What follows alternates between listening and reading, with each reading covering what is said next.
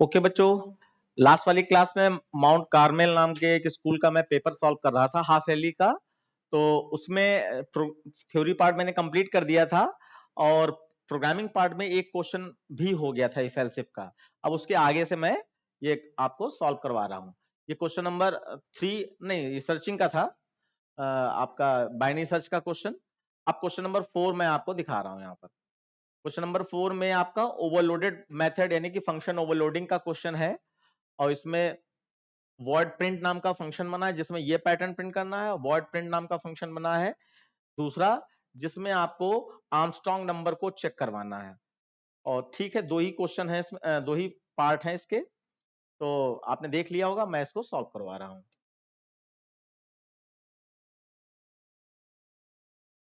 Question number 4 है आपका। इसमें हमेशा क्लास का नाम ओवरलोड रख दिया जाता है। नो, इसमें क्लास का नाम दिया नहीं होता है, तो ये दिया भी होता है तो ओवरलोड नाम से ही दिया होता है। और अगर दिया है तो फिर वही रखोगी, इसमें पूछना क्या है। और फिर आपका वॉइड प्रिंट नाम का फंक्शन है जिसमें पहले फंक्शन में कोई पैरामीटर नहीं था और आपका ये वाला पैटर्न प्रिंट करना था 1 2 2 3 3 3 4 4 4 5 5। तो ये बिल्कुल बेसिक पैटर्न है। सब आई होप मैं करवा तो रहा हूं, लेकिन मुझे मालूम है सारे बच्चों को ये मालूम होता है जिसने भी एक बार भी क्लास ली है, लेकिन पेपर में पूरा सॉल्व मैं करा दूं ये मेरी इच्छा है। तो ये for i is equal to 1, i is less than, बोलते रहो तुम लोग जिससे कि आगे का स्टेटमेंट आपको रिवाइज होता रहे। Less than equal to 5, i plus plus curly bracket for j is equal to 1, j is less than equal to i j plus plus curly bracket खोला sop ln, ln नहीं लगता इसमें, यहाँ पर sop और यहाँ पे आई प्रिंट होगा बच्चों। जब वैल्यू किसी लाइन में चेंज ना हो रही हो, सेम वैल्यू हो, तो इसका मतलब आई प्रिंट होगा। अगर वैल्यू चेंज हो रही तो जे प्रिंट होगा। और उसके बाद इसको बंद किया और फिर एसओपी एलएन लाइन चेंज कर देंगे और फिर आपका आई वाला लूप बंद हो जाएगा। देन आपका पहला फंक्शन प्रिंट क्लोज। तो अब देख लीजिए एक बार इसमें क्या है कि 1 5 से छोटा है, नीचे आ गया 1, आई में भी 1 है और इसमें भी 1 है, कंडीशन ट्रू है, नीचे आई प्रिंट हो जाए तो आई के पास 1 था, 1 प्रिंट हो गया। फिर जे प्लस प्लस हो आपका जो है 2 हो जाएगा, कंडीशन फॉल्स, बाहर आ गया, लाइन चेंज हुई और यहां से आई प्लस प्लस होके आपका 1 से कितना हो गया, 2 हो गया। अब 2 भी छोटा है 5 से, फिर नीचे आ जाएगा, जे की वैल्यू 1 हो जाएगी, आई की वैल्यू 2 हो जाएगी। तो 1 से 2 तक 2 बार चलेगा। अब जब 2 बार चलेगा तो 1 2 से छोटा है और आई प्रिंट हो रहा है तो आई के पास 1 2 है तो इसलिए 2 प्रिंट हो जाएगा। फिर जे प्लस प्लस होके आपका 2 हो गया, 2 2 के बराबर है, फिर से आई प्रिंट हो जाए तो आई के पास 2 है तो 2 प्रिंट हो जाएगा। तो इतना चलाने से मैं बस दिखाना चाहता था कि ये वैल्यू चेंज नहीं हो रही। किस वजह से चेंज नहीं हो रही? क्योंकि आई अपनी पोजीशन नहीं चेंज कर रहा है, जे बदल रहा है वैल्यू, ठीक है ना। तो एक जे वाले लूप को चलाने से एक बार कंप्लीट लाइन प्रिंट हो गई, उसके बाद ही आई प्लस प्लस होकर आपका अगला नंबर जैसे ये 333 आना है वो मिल जाएगा। तो आप समझ गए होंगे। अब मैं दूसरा क्वेश्चन, इसी का पार्ट दूसरा पार्ट ले रहा हूं। बाकी कहीं भी कोई भी क्वेश्चन ना समझ में आए तो आप कमेंट बॉक्स में लिख दीजिएगा, तो मैं आपको जरूर रिप्लाई करके उसका सोल्यूशन दे दूंगा। और आपके यहाँ पे अगर कोई भी पेपर हो तो आप उस पेपर को हमारे पास, ये जो चैनल है ये आपका 930, हमारा व्हाट्सएप नंबर 9305035029 5029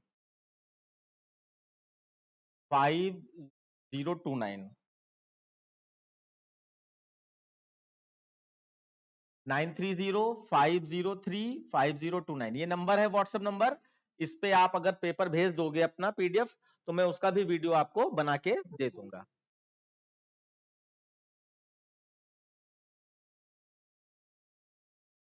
ओके, तो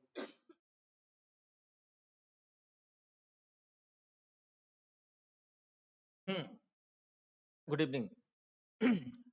उसके बाद नेक्स्ट फंक्शन है हमारा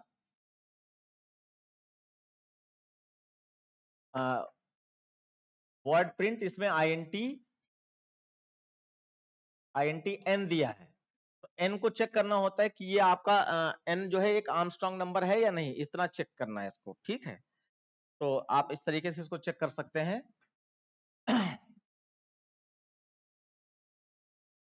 आर्मस्ट्रांग नंबर एक बार मैं बता दे रहा हूं पहले, कि जैसे कोई नंबर है 153, तो हर डिजिट के क्यूब का सम नंबर के इक्वल होना चाहिए।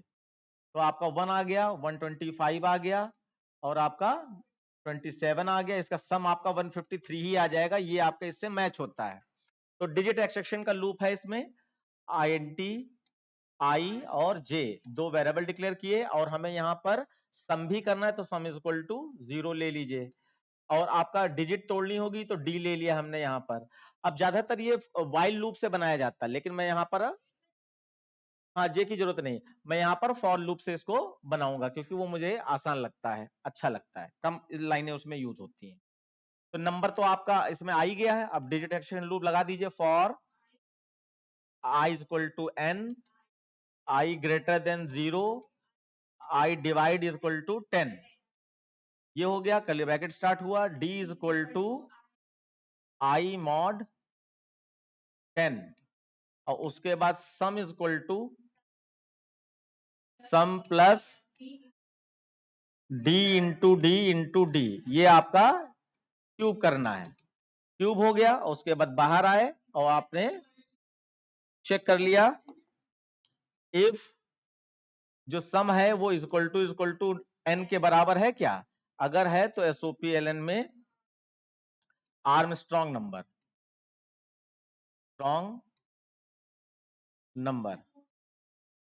और एल्स में नॉट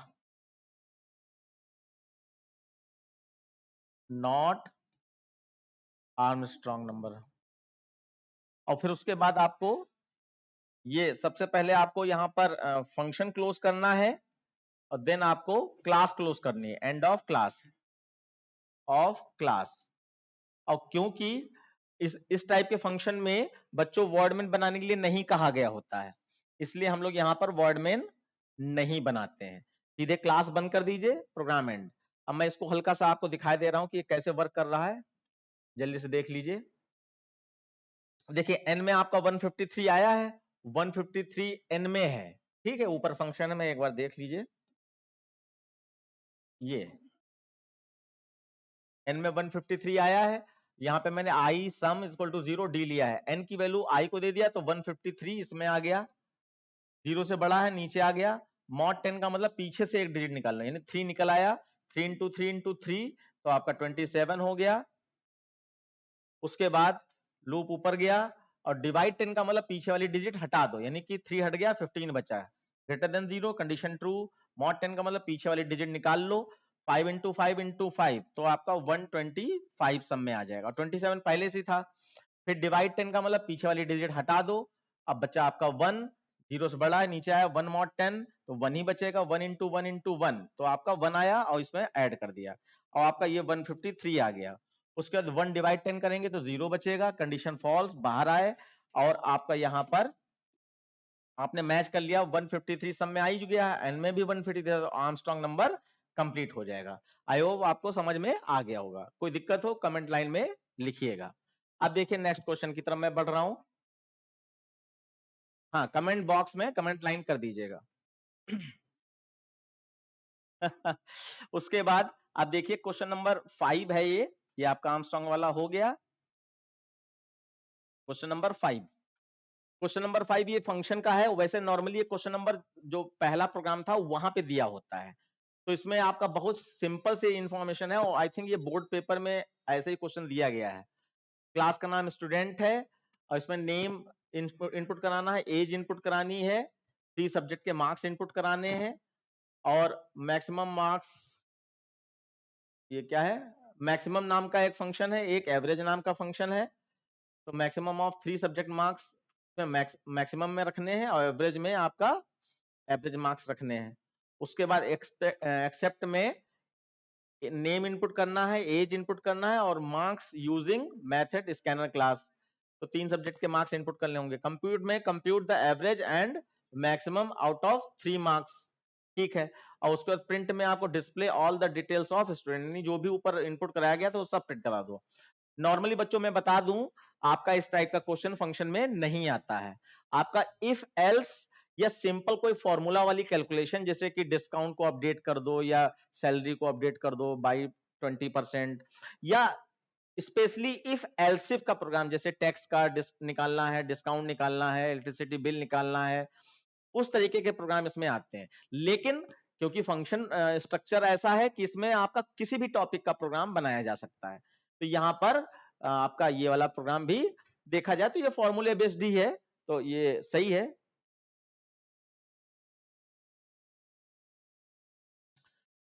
तो ये आपका मैं करके दिखाई दे रहा हूं खटाखट। अच्छा देखिए, इसमें सिर्फ समझना ही समझना है, लिखने में तो टाइम लगेगा ही नहीं, थोड़ा सा टाइम तो लगेगा ही वैसे, क्योंकि लिखने का तरीका भी अगर आपका गलत हो गया ना तो आपके मार्क्स डिटेक्ट हो सकते हैं। तो क्वेश्चन नंबर 5 है ये आपका। इसमें आपका इंपोर्ट वाली लाइन चाहिए होगी आपको ऊपर, और देखिए फंक्शन ओवरलोडिंग वाले में नहीं चाहिए थी। इंपोर्ट वाली लाइन चाहिए होगी क्लास। अब क्लास का नाम बच्चे कई गलती कर देते हैं, वो अपर केस लोअर केस ध्यान नहीं रखते हैं या क्लास का नाम ही बदल दिया। तो जो पेपर में दिया है उसी को आपको यहां पर लिखना है। स्टूडेंट, एस बड़ा है इसमें, कर्ली ब्रैकेट, फिर नेम स्ट्रिंग में ही होगा तो एस बड़ा बनाइएगा, और नेम पूरा लिखना, ये वेरिएबल का नाम बदल नहीं सकते आप, ये चीज ध्यान रखिएगा बच्चों। फिर एज है तो आईएनटी में आपने एज ले लिया, और पूरा एज लिखा है तो पूरा एज लिखना पड़ेगा, और हर वेरिएबल नेक्स्ट लाइन में लिखिए, ज्यादा अच्छा है। और फिर मार्क्स हैं 3 सब्जेक्ट के, M1 M2 M3, ये 3 सब्जेक्ट के मार्क्स हो गए। फिर मैक्सिमम नाम का एक वेरिएबल है, आईएनटी मैक्सिमम, इसमें 3 सब्जेक्ट में जो लार्जेस्ट नंबर है उसको हमें निकालना है। और फिर डबल में या फ्लोट में आप एवरेज निकालेंगे, उसके लिए एवरेज ही लिया गया, एवरेज ले लिया गया। ये हैं आपके सारे वेरिएबल्स। डेटा मेंबर इनको कहते हैं या इंस्टेंस वेरिएबल कहते हैं। उसके बाद अब आपका ये फंक्शन के प्रोग्राम विद कंस्ट्रक्टर हो सकते हैं या विदाउट कंस्ट्रक्टर हो सकते हैं। तो ये विदाउट कंस्ट्रक्टर का है, तो इसमें आपका ये किसी भी वेरिएबल को इनिशियलाइज नहीं कराना है, आपको सीधे इनपुट फंक्शन में वर्किंग कर देना है शुरू। नहीं, कंस्ट्रक्टर है, अच्छी बात है, कंस्ट्रक्टर है इसमें, तो यहां पर आप कंस्ट्रक्टर बना सकते हैं। स्टूडेंट, स्टूडेंट, और इसमें जितने भी डेटा मार्क्स मेंबर थे उनको सबको इनिशियलाइज कराना है। जैसे कि नेम था तो ये स्ट्रिंग टाइप का है, इसलिए इसमें डबल कोट्स स्टार्ट करो बंद कर दो, ये स्ट्रिंग वैल्यू को इनिशियलाइज कराने का तरीका हो गया। उसके बाद आपका नेम था, एक बार मैं चेक कर लूं क्या क्या था, नेम था, एज है, एज, तो एज इज इक्वल टू 0 है इंटीजर डिफॉल्ट वैल्यू, और ऐसे ही marks 1 is equal to marks 2 is equal to marks 3। अगर एक जैसी ही वैल्यू एक से अधिक वेरिएबल में डालना है तो आप एक लाइन में भी लिख सकते हैं, वरना आप अलग अलग लाइन में भी लिख दीजिए, सब सही है। फिर उसके बाद मैक्सिमम नाम का वेरिएबल है,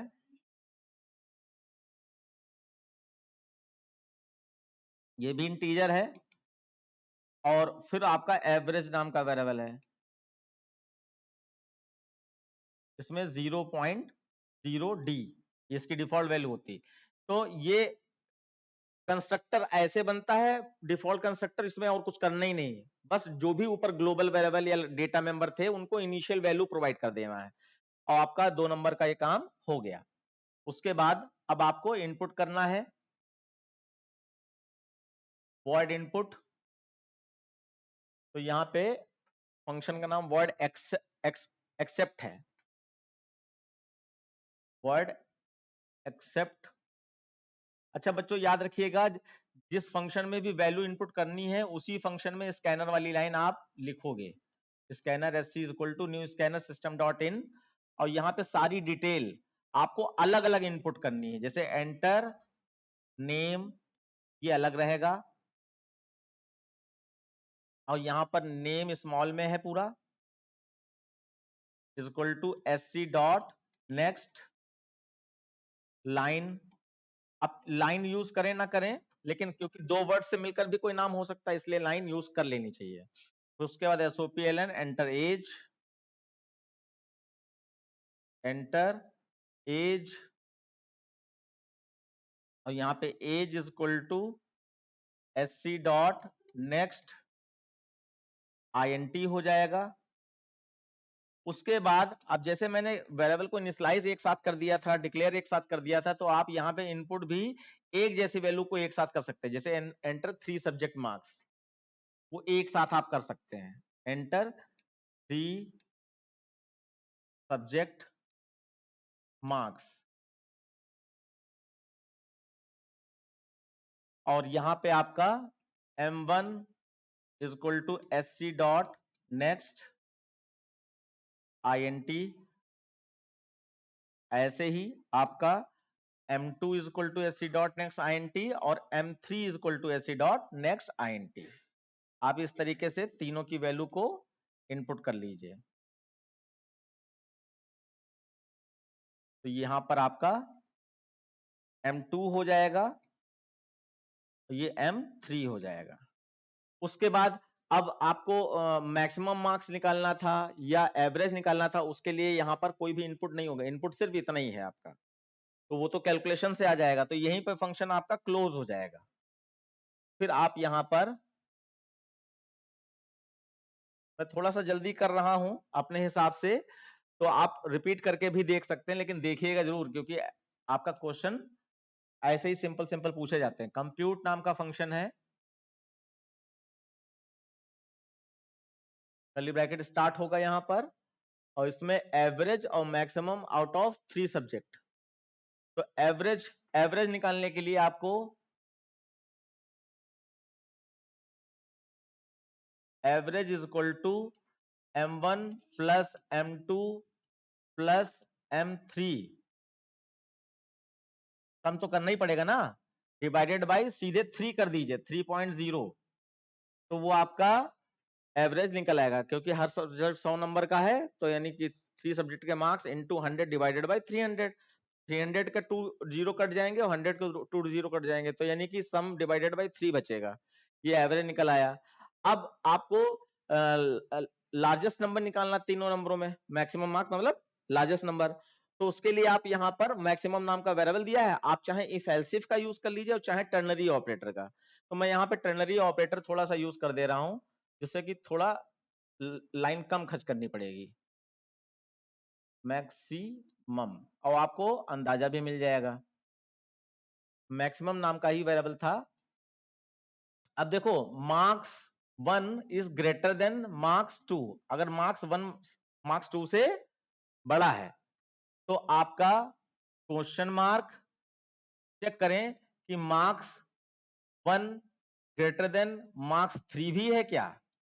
अगर मार्क्स 1 मार्क्स 2 से बड़ा है तो ट्रू हो गया, और आप क्वेश्चन मार्क में चले जाएंगे, चेक करें मार्क्स 1 क्या मार्क्स 3 से भी बड़ा है। अगर है तो यहां पर क्वेश्चन मार्क मार्क्स 1 आपका इसमें चला जाएगा रिजल्ट के रूप में। तो कोलन साइन, अगर मान लीजिए मार्क्स 1 मार्क्स 3 से बड़ा नहीं है, तो इसका मतलब मार्क्स 3 बड़ा हो गया, तो यहां पर मार्क्स 3 आपका इसमें चला जाएगा। तो ये तो हो गया, एक पार्ट हो गया।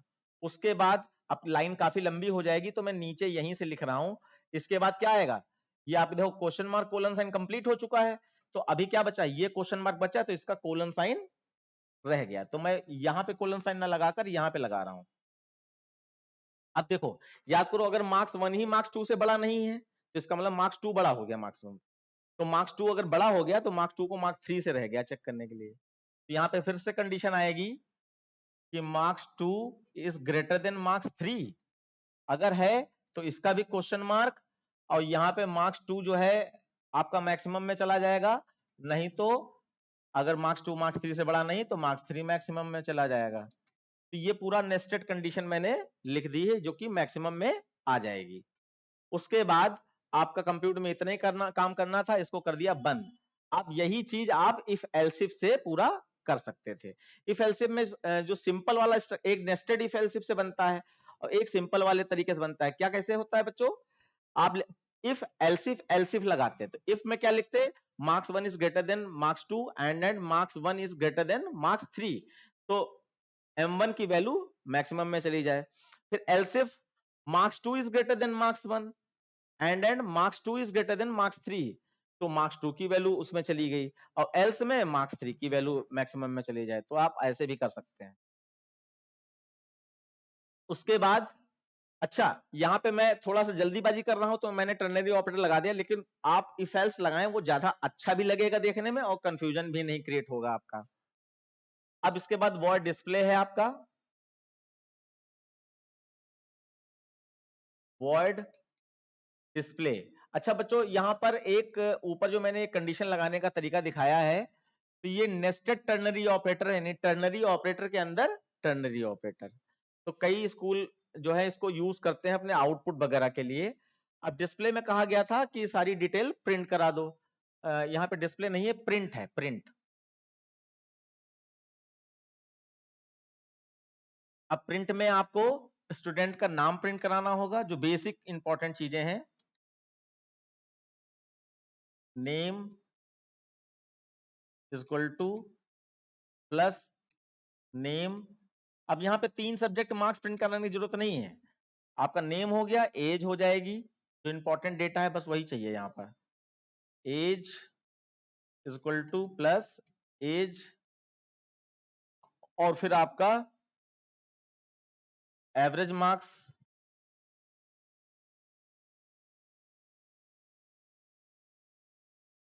एवरेज मार्क्स आपका एवरेज,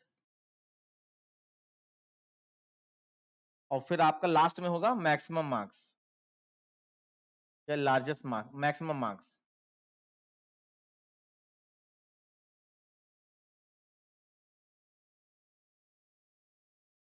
प्लस मैक्सिमम नाम का वेरिएबल था, एम बड़ा है। बस ये आपका काम खत्म। अब आपका डिस्प्ले प्रिंट फंक्शन कंप्लीट हो गया है। फिर आपको अब यहां पर साफ साफ इस क्वेश्चन में लिखा होता है कि वॉइड फंक्शन बनाकर एक ऑब्जेक्ट क्रिएट करो, इन सारे फंक्शंस को कॉल करो। तो आपको पब्लिक स्टैटिक वॉइड बनाना होगा यहां पर। तो मैंने यहां पर लिखा पब्लिक, मैं शॉर्टकट में लिख दे रहा हूं बच्चों, पब्लिक स्टैटिक वॉइड आप लिख लीजिएगा स्ट्रिंग args, और क्लास का नाम हमारा स्टूडेंट था, और इसी का आपको ऑब्जेक्ट बनाना होता है बच्चों।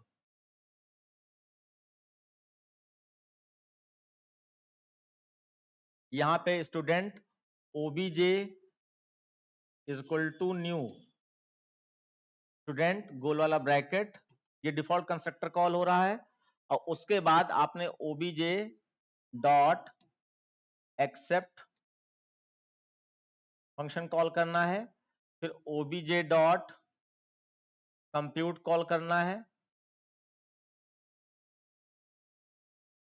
फिर obj डॉट प्रिंट, प्रिंट, और मैं इसको बंद कर दे रहा हूं, फिर ये पब्लिक स्टैटिक वॉइड में, और ये क्लास बंद हो गई, and of class, of class. अब इसमें ज्यादा कुछ समझने का है नहीं, बस मैं दिखाई दे रहा हूं। सबसे पहले आपका public static void main call होता है, और यहां पर ये कंस्ट्रक्टर कॉल हो रहा है, ये वाला पार्ट कंस्ट्रक्टर कॉलिंग है, और यहां से आप सीधे जंप करके कंस्ट्रक्टर पे चले जाओगे।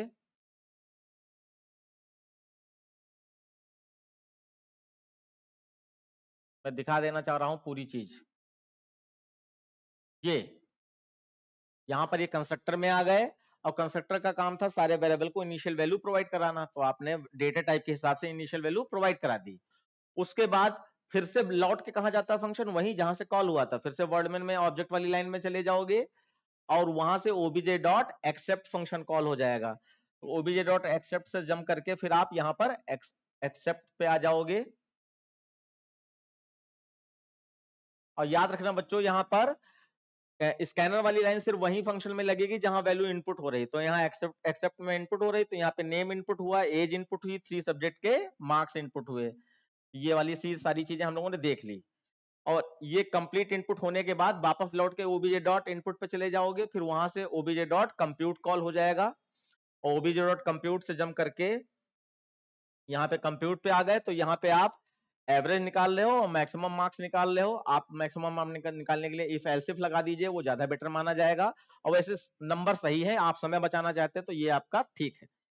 और उसके बाद वापस लौट के आप फिर वर्डमेन में जाओगे और ओबीजे डॉट डिस्प्ले या print, OBJ dot print call हो जाएगा, तो प्रिंट से प्रिंट पे आ गए और आपने यहाँ पर ये स्टूडेंट का नाम, एज, एवरेज मार्क्स और मैक्सिमम मार्क्स प्रिंट करा दिए बस।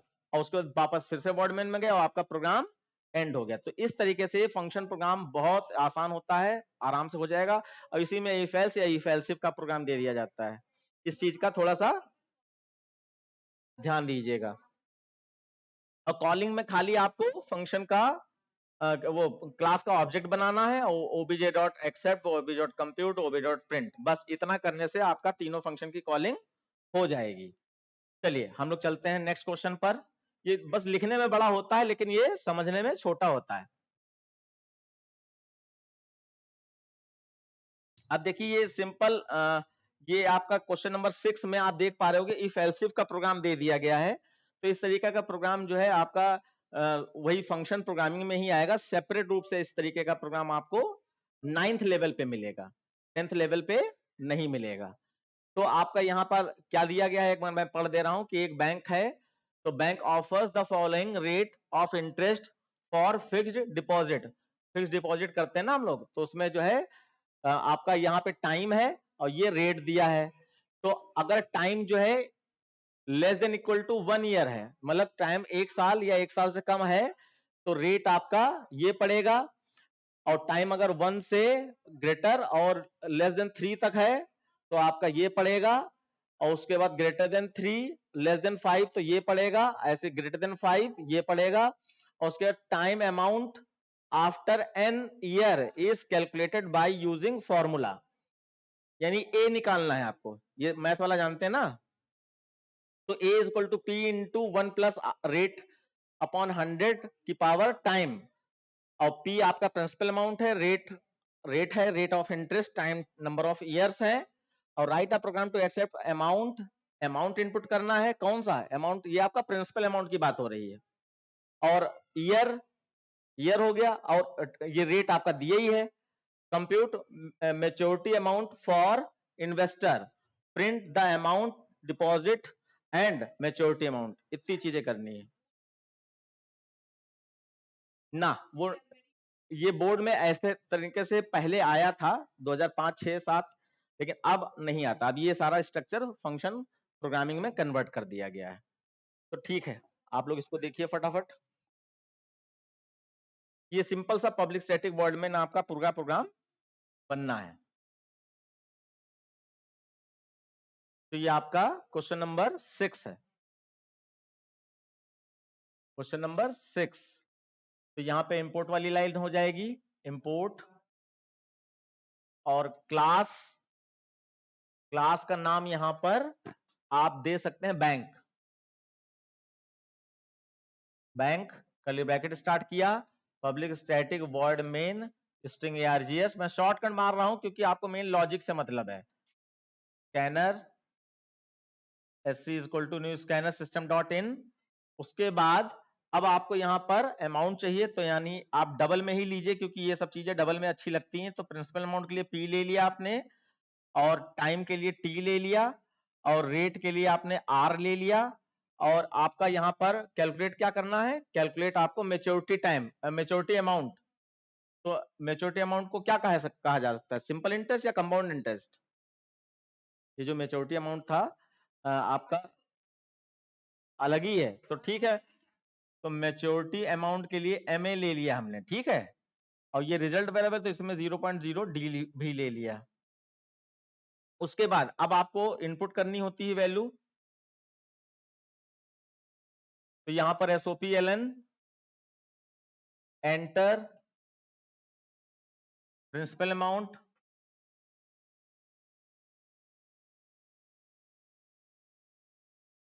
एंटर प्रिंसिपल अमाउंट, और P is equal to SC dot next double.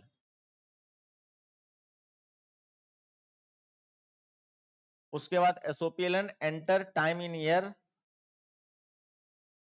Enter time, खाली एंटर टाइम ही लिख दीजिए, टाइम इन ईयर है फिलहाल वहां पर, तो T is equal to SC dot next double.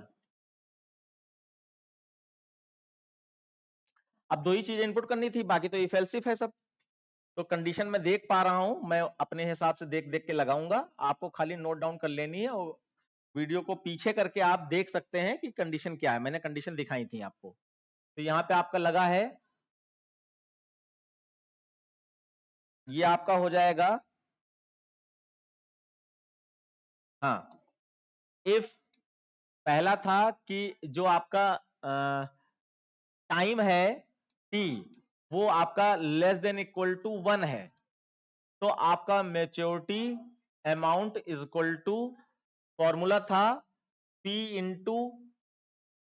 Into और आप मैट डॉट पाव लगा दीजिए, मैट डॉट POW पाव, और यहाँ पे 1 प्लस 1 को 1.0 कर दीजिएगा। वैसे करने की जरूरत नहीं है, लेकिन अच्छा रहता है, आप आदत में डालिए।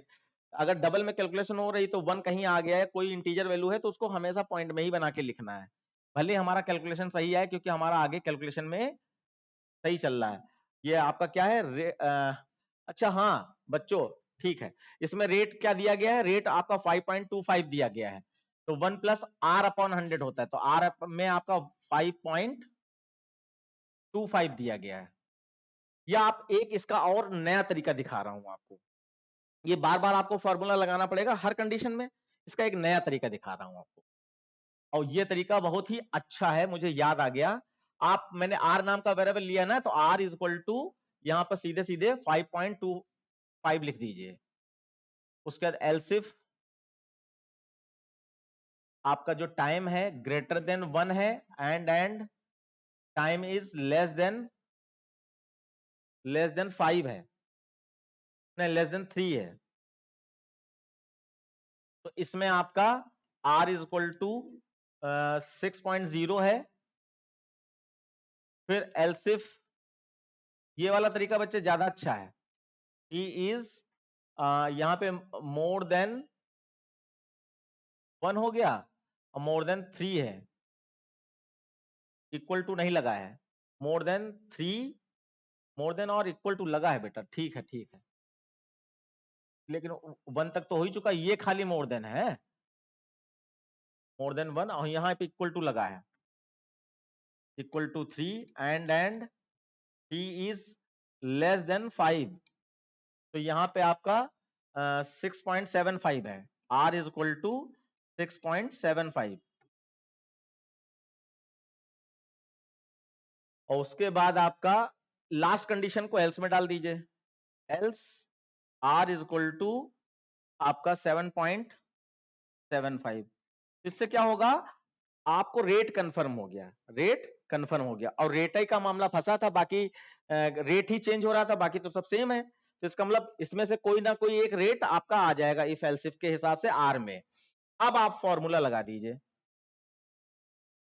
तो आपको बार बार फॉर्मूला लगाने से बच जाएंगे। Maturity amount is equal to P into math dot पाओ,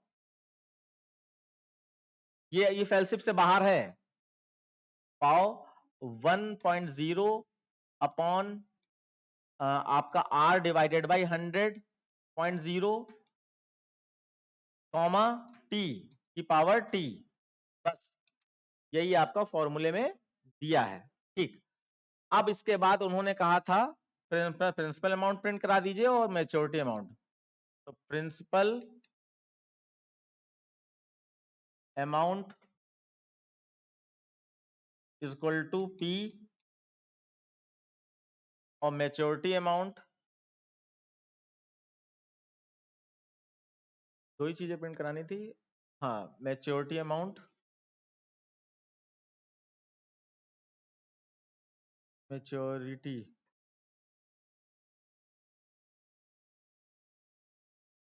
इक्वल टू MA,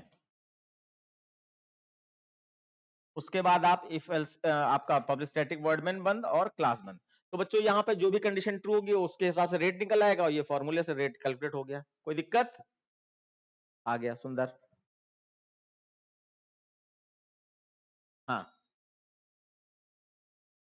हाँ, और क्या। देखो 7 नंबर पे पहुंच गए, 7 ही क्वेश्चन है इसमें, हाँ लास्ट क्वेश्चन है ये। 7 नंबर पे बच्चों आपको एक एरे दिया गया है, इसमें कहा गया accept values in integer array, 10 number इसको स्टोर करने, find even number and sum of odd number, find sum of even number और sum of odd number, display them separately, अलग अलग करना है। तो जैसे ये आपके नंबर इनपुट हो गए, सम ऑफ इवन नंबर अलग दे दिया, सम ऑफ ऑड नंबर अलग दे दिया, बहुत अच्छा। ऐसे छोटे छोटे क्वेश्चन आपको देखने को मिल सकते हैं, लेकिन एरे में तो आपको मालूम है, इंपॉर्टेंट में बताऊंगा आपको, अगर आप फॉलो करते रहोगे मैं इंपॉर्टेंट में आपको बताऊंगा क्या आएगा। स्ट्रिंग में थोड़ा सा टफ होता है, लेकिन एरे में, फंक्शन में, इसमें सब में बताना आसान है। और गेस्ट पेपर लास्ट में दिया जाता है, उसमें तो सब कुछ वैसा ही मिल जाएगा आपको। ये क्वेश्चन नंबर 7 है। क्वेश्चन नंबर 7, इसमें आपका क्लास का नाम एरे कर दीजिए, और यहां पे इंपोर्ट वाली लाइन हो जाएगी, कर्ली ब्रैकेट स्टार्ट किया, public static void main args int a square bracket new int square bracket में आपका कितना हो जाएगा, इसमें 10, बोलते रहो, 10 हो गया। उसके बाद int, अब हमें आई लूप चाहिए, अब देखो बनाओ, ऐसे बोल बोल के बनाओ तो हमारा दिमाग चलेगा। आई लूप चलाने के लिए चाहिए हमें सम ऑफ इवन चाहिए, उसके लिए एस इज इक्वल टू 0, और सम ऑफ ऑड, ऑड में ओ ना लीजिएगा, ओ डबल डी लीजिएगा, क्योंकि ओ 0 माना जा सकता है ना। तो एस या ऑड ही ले लिया, नहीं वैसे एस ऑड ले लो, ज्यादा अच्छा, इक्वल टू 0। और कोई वेरिएबल की जरूरत है नहीं। अब सीधे एरे में वैल्यू इनपुट करानी है, और आपको ये फंडामेंटल क्लियर होना चाहिए कि एरे में बिना लूप लगाए कुछ भी इनपुट नहीं हो सकता है। तो i is equal to 0, i is less than 10, और i plus plus curly bracket start किया, और SOPLN एंटर नंबर, और a of i is equal to SC dot next int, और उसके बाद इसको कर दीजिए बंद। ये वैल्यू स्टोर ऐसे ही होती हैं। उसके बाद अब आपको सेपरेटली प्रिंट कराना है, तो आप पहले मैसेज डाल दीजिए, SOPLN sum of even number, sum of even number, message डाल दिया आपने। आप लूप लगा दीजिए, for i is equal to 0, i is less than 10, i plus plus, curly bracket start किया, इफ में क्या हो जाएगा, कंडीशन बोलो, कंडीशन बोलो, सम ऑफ इवन नंबर करना है, a of i mod 2 is equal to 0। तो एस ई था ना, S E plus is equal to a of i. तो बच्चों ये मैंने शॉर्टकट में लिख दिया, इस लाइन का मतलब है S E is equal to S E plus a of i, और उसके बाद इसको आपने कर दिया नहीं हाँ बंद कर दिया, ना सेपरेटली करना है ना प्रिंटिंग। अच्छा हाँ, उसमें सम तो 2 नंबर है ना, तो ठीक है, इसी में एल्स लगा लो, प्रिंट थोड़ी ना कराना है हमें, तो सम करके प्रिंट कराना है। ओके, तो यहां पर सम ऑफ इवन नंबर का ये हो गया। अब मैं वो मैसेज ऊपर से नीचे लाना पड़ेगा, else S O D D short is equal to short plus is equal to, ये लाइन लिखने का तरीका याद रखो, बार बार शॉर्ट क्यों लिखे हम, है ना, ए ऑफ आई, और उसके बाद इसको कर दिया बंद। अब ये वाला मैसेज मैं नीचे ले आता हूं, मुझे ऐसा कुछ सेकंड के लिए लगा कि इवन नंबर प्रिंट कराने अलग अलग, लेकिन हमें सम प्रिंट कराना है, इसलिए इसको सीधे नीचे ले आओ। हाँ, और यहां पर आप मैसेज में दे दीजिए sum of even number is equal to plus SE, और उसके बाद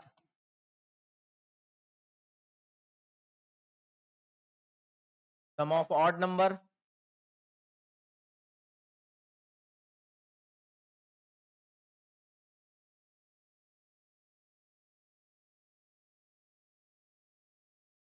sum of odd number is equal to SODD,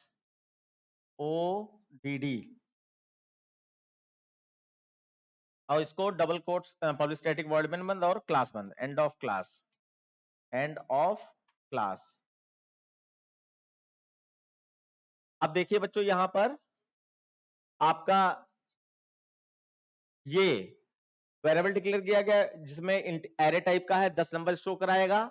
उसके बाद आपने आई लूप चलाने के लिए लिया है, और सम ऑफ इवन नंबर के लिए 0 लिया है, सम ऑफ ऑड नंबर के लिए शॉर्ट लिया है, और ये 0 से लेस देन 10 चलाकर आपने 10 नंबर कोई भी इनपुट करा लिए जैसा कि पेपर में दिया था। उसके बाद बाहर आए, और यहाँ पे दोबारा लूप लगाना पड़ेगा। तो आप ये इवन ऑड का उसी लूप में कई बच्चे करने की कोशिश करते हैं, तो मैं मना करूंगा, हमेशा प्रोसेस जो है नया लूप लगाकर ही आप करें। तो अब जब ये लूप चल रहा होगा, अगर नंबर आई 0 ना, तो 0 वाले बॉक्स पे जो भी नंबर होगा, अगर वो 2 से डिवाइड हो रहा है तो वो इवन माना जाएगा, और इवन के लिए एसई में ऐड हो जाएगा। और अगर वो इवन नहीं है तो एल्स में आएगा, और सॉड में सम ऑफ ऑड के हिसाब से ऐड हो जाएगा। तो पूरा लूप चलने पर ये सारे नंबर का सम आ चुका होगा, और उसके बाद आप यहाँ पर दोनों चीजों को प्रिंट करा दीजिए, प्रोग्राम एंड कर दीजिए। तो ये था आपका ओवरऑल पेपर, और पेपर आसान था देखा जाए। अब ये ना सोचिएगा कि आप टीचर हैं इसलिए आसान कह रहे हैं, ये रियल में आसान था, क्योंकि यहाँ पे जो बच्चे बैठे हैं उनको भी आसान लग रहा है, वो थोड़ा सा उनको लग रहा है कि टफ होना चाहिए था, क्योंकि बोर्ड में इतना आसान नहीं आता है। लेकिन खैर, पेपर स्टार्टिंग पेपर था तो ये आसान ही ठीक है, क्योंकि बच्चों को पहले पास होने की आदत होनी चाहिए, और जब बोर्ड होगा तो टफ ही आएगा, मैं उम्मीद करता हूं, है ना, टफ आएगा मैं उम्मीद करता हूं। बाकी जो है, मैंने एक सेपरेट वीडियो बना दी थी एसर्शन और रीजन बेस्ड क्वेश्चन की, आप उसको चैनल पे जाकर देख सकते हैं, और बहुत सारी वीडियो और बनी हुई है, उनको भी फॉलो करिए, और चैनल को लाइक सब्सक्राइब अगर ना किया हो तो उसको कर दीजिएगा। और मेन चीज, जो भी जिसको भी नीड है प्रोग्रामिंग की, मैंने बहुत अच्छी अच्छी वीडियो बनाई है, आप उसको अगर उनको शेयर कर देते हो तो उनको फायदा होगा, और उससे मुझे संतुष्टि मिलेगी कि हाँ, मैं कुछ कर पा रहा हूं समाज के लिए। ठीक, धन्यवाद।